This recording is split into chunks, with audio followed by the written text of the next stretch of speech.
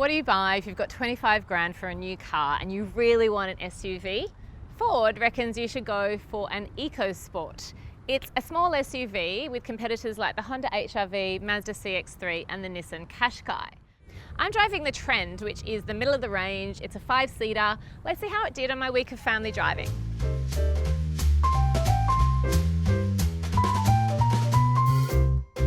I'm going to talk looks first up with this car because it's pretty retro.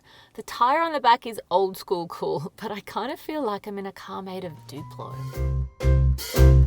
The inside is fairly basic, particularly the fabric on the seats. They just don't feel great to touch, and if you're wearing shorts and your legs are on it, it just doesn't feel good on your skin. It is the budget option. If you go up a model, you can get leather seats in the next variant. Everything in here feels like they've saved money on it. And if you like feeling frugal, great. But there are some other car options besides small SUVs where you can get nicer interiors for your hard-earned cash. It drives perfectly fine. There's a 1-litre turbo engine, which sounds small, but is actually quite zippy. And it doesn't zoom up hills, but it gets the job done. The bonus of the smaller engine is that it's said to use only 6.7 litres of fuel per 100 k's.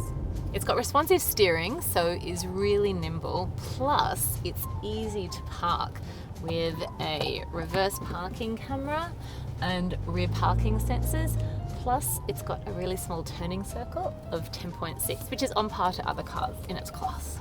Boot space is really decent for a small SUV. I can fit a CarsGuide pram in here. I can fit so many groceries in here, all with the 5 seats up. The only thing is, don't park too close to the car behind you because you won't be able to open the boot. With the back seats down, apparently you'll be able to fit a washing machine in here. It's a good size for a small car. In the back seat, there is lots of room for my 2 girls aged 4 and 6, and I can fit comfortably in here too at 161 centimetres.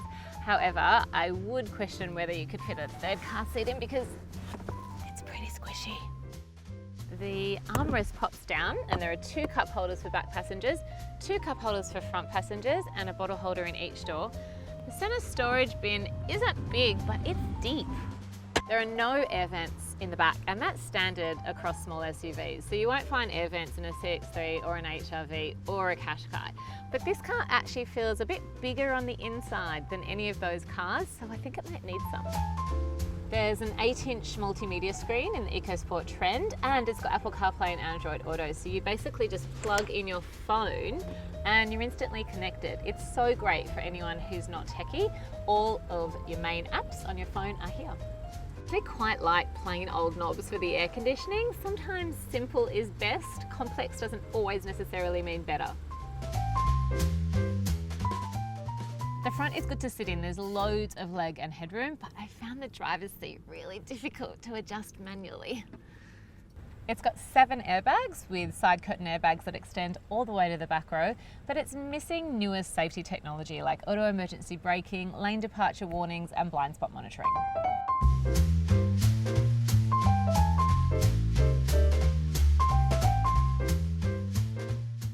If you're after a small SUV that does the job without any fuss or complaining, and you like a big boot space, this could be it. I gave it a family rating of 7 out of 10, taking points off for interior styling and lack of new safety features. Like this video, don't forget to subscribe to our YouTube channel.